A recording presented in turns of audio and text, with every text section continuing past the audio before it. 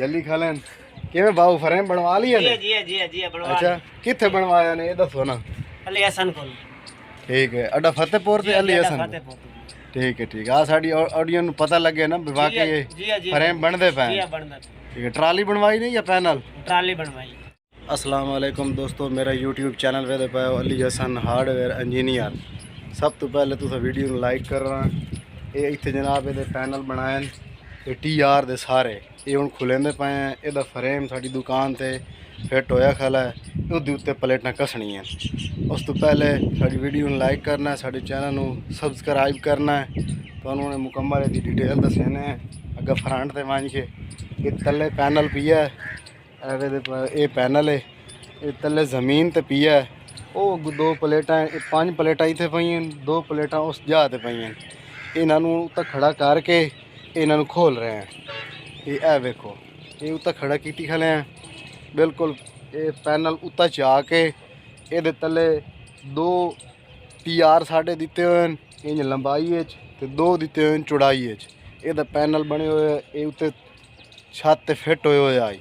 ए वेखो इनू हुण खुलेंदे पे हैं। ये तले ये भी पी है, इनू भी खोलना है। ये चाबी असें लई खले हैं। ये ए वेखो ये बाऊ और जल्दी खले हैं किवें बाऊ फ्रेम बनवा लिया ने? जी बनवा। अच्छा किथे बनवाया ने ये दसो ना। अली हसन को। ठीक है अड्डा फतेहपुर ते अली हसन। ठीक है आ साडी ऑडियो नु पता लगे ना वाकई ये फ्रेम बनदे पे हैं। ठीक है ट्राली बनवाई नहीं या पैनल? ट्राली बनवाई। ठीक कितने प्लेटां वाली? 16 17। चलो ठीक है 16 प्लेटां ठीक हो गया जनाब। एक खुलेंदे पे हैं। ए देखो जी ये सपोर्ट दे के बड़ा वजन ही है पिया। ये नट खोलना है उस साइड तो कड़ी देंदे पे हैं। इन खोल के जिले खुल गई है वो भी तुहानूं वीडियो दिखाई है। दोस्तों जड़ियाँ असां मकान की छत ते प्लेटां खोलियां वो इस फ्रेम ते कसणियां।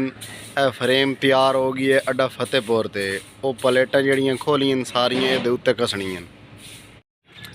दोस्तों एक फ्रेम खुल गई है ये सामने पिया है। ये 5 प्लेटां खोल लईयां।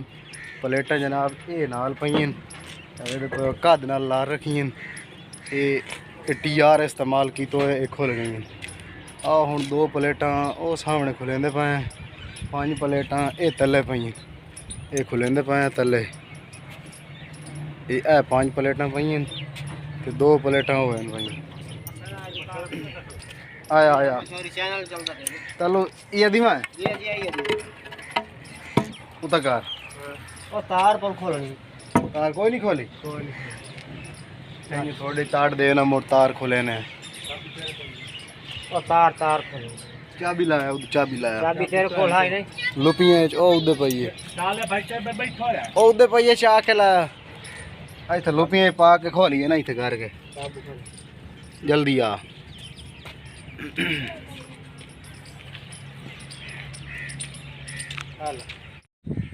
दोस्तों पैनल खुल गया है। 5 प्लेटां ये भी क्लियर हो गई हैं। एदियां प्लेटां ये पईयां वेखो ये एक प्लेट बाकी रही है अस खोल लीए। जना वीडियो अच्छी लगे तो लाइक करना। नेक्स्ट वीडियो से मिलेंगे तब तक के लिए अल्लाह हाफिज़।